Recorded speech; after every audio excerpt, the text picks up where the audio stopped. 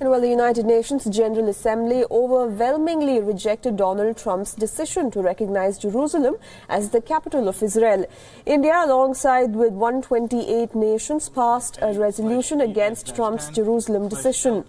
Though the resolution is non-binding, but a strong vote in support of the UN resolution carries political weightage. The result of the vote is as follows.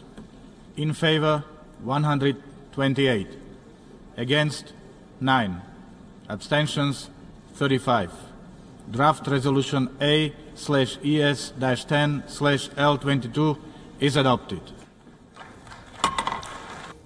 Well, the United States, however, has rejected the UN nations' votes and stated that Washington will continue with its plan to have its embassy in Jerusalem.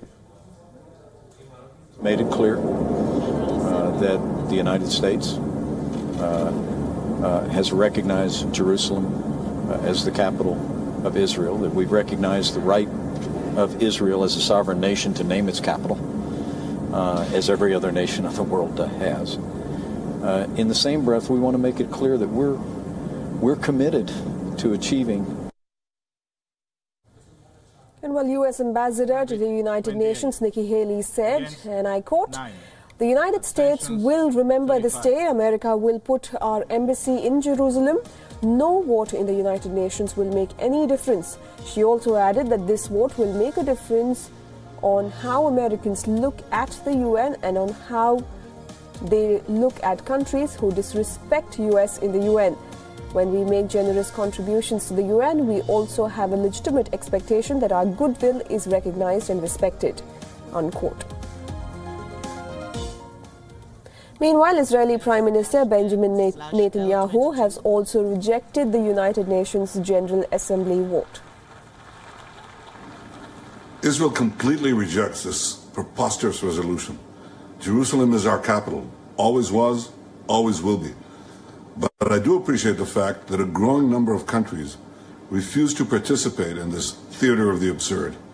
So I appreciate that, and especially I want to again express our thanks to President Trump and Ambassador Haley for their stalwart defense of Israel and their stalwart defense of the truth.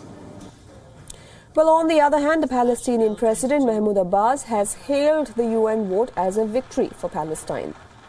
Well, I'm extremely encouraged that the vast majority of the states, of the members of the United Nations General Assembly did not succumb to American threats and blackmail and did not accept the Israeli insults being hurled at them. And they stood up for justice and for the rule of law and for what is right. And they voted on the basis of principle. 128 countries told the U.S. and Israel that what they're doing is wrong and unacceptable, and they voted for Jerusalem. They voted for the UN as an institution of integrity.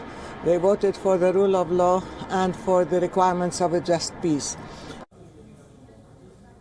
And meanwhile, people in Gaza burnt pictures of U.S. President Donald Trump and Israeli Prime Minister Benjamin Netanyahu.